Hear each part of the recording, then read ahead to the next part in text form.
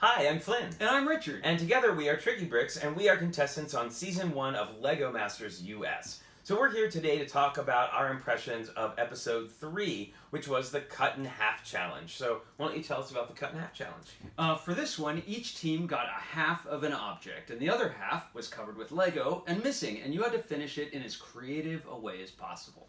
Right, so we couldn't just build the other half of a clock. We had to build a story around it, make something really fantastical that was going to catch the judge's eye.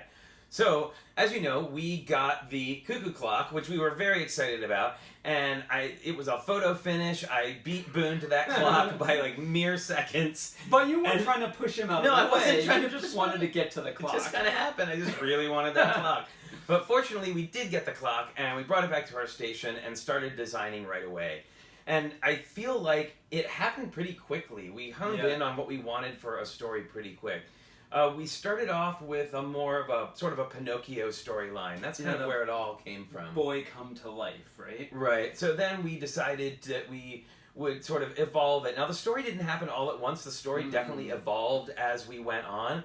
Helped along by our design decisions, input from the Brick Masters. Yep. There was all kinds of things that sort of like coalesced in the end to bring us that final product.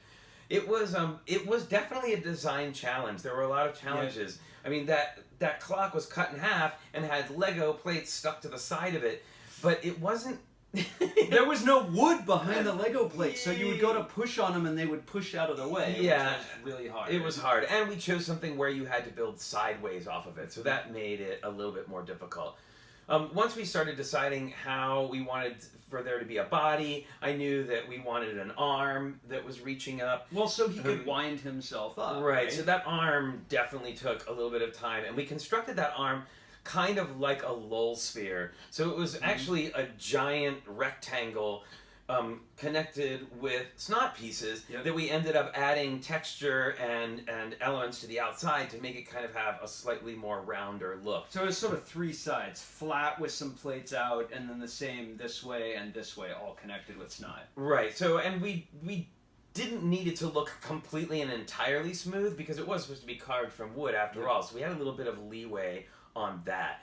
I think probably the hardest part of the whole thing, well, for me anyway, I know for you, you worked on a lot of the mechanics and stuff which were difficult, and we'll talk about that in a later video. But for me, building the face was one of the hardest parts.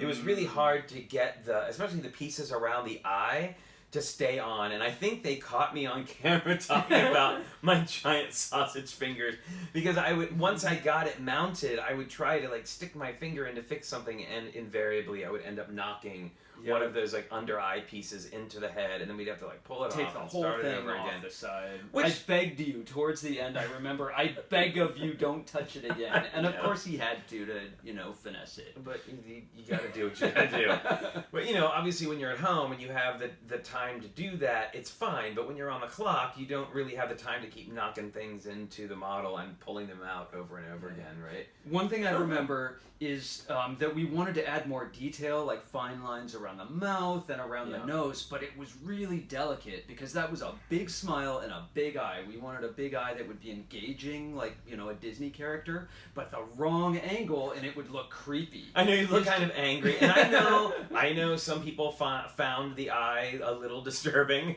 and I'm sure it probably was, but we actually worked really hard to make it less disturbing than it was.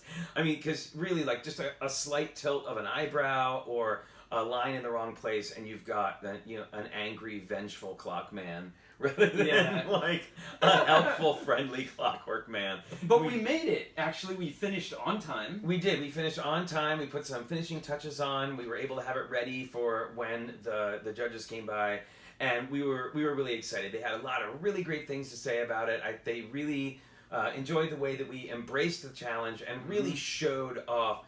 We really built both halves of a story. It was all there. And I feel really good about that. There was surprisingly little stress. I think that we, by episode 3, all of us, all the contestants and everyone had really found our footing about the way that the filming was going to go, how a day went, where the bricks are in the brick pit, all of that good stuff. So I feel like by episode 3, things have really sort of sort of come together. Well, I feel like it's an example of us working, just the way this worked made it sort of able to work to the best of our abilities, both of us. Flynn was really able to focus on modeling and molding and finishes, and I was able to work on inner structure and solidity and mechanics. And it just, there was a flow just beginning to end with it. And we got to build next to Sam and Jessica, which was a blast because we cracked each other up the entire time. That was so fun. I know they didn't really show that on camera, but we were next to Sam and Jess, and they had finally gotten their differences worked out, and they got their groove on, and I really feel like the energy flowed between us all. We really were like feeling that really happy energy. So thanks, Sam and Jess, for your help in creating a wonderful atmosphere. And speaking of other contestants, the sad part of this episode, of course, was saying goodbye to Corey and Travis. We love Corey and Travis, and I know we've mentioned this before with Kara and Jesse, but we spent a lot of time with these people, and we all became really close. We consider ourselves to be family. So anytime anybody went home was very, very emotional. And I had a really strong connection with these guys, and we've since been able to see them at Bricks LA. I know, that was great. We're going to be at Bricks Cascade this week at the end of the week, and we're going to be seeing Corey again, so I'm really excited about that. So if any of you out there in the Portland area, come on down to Bricks Cascade. Come and see us. We'll be there. Corey's going to be there. Mel's going to be there. Crystal and Amy, Sam and Jessica, and of course, Portland's bearded heroes, Boone and Mark, who will be there as well. So definitely want to check that out if you're in the Portland area. So please take a look at our next video that's going to be coming out really soon, where we're going to talk about the tech behind the Clockwork Man. We're going to talk a little bit about the gearing in his chest area, and most importantly, about that tick-tocking eye that Richard so brilliantly put together and actually made a sound, which people were really amazed about. The fact that there was a sound. It showed on the video. I was so psyched. And we'll show you definitely how we did the sound. So please subscribe to our YouTube channel so that you can get notices whenever we're putting out a new video. We'll also be doing some live streams with some of the other LEGO Masters cast, like we did this past weekend, which was a lot of fun. You can follow us on Instagram. We are at TrickyBricks on Instagram. And you can also find us on Facebook at TrickyBricks as well. So thanks everybody so much for tuning in, and we'll see you next time. Bye. Bye.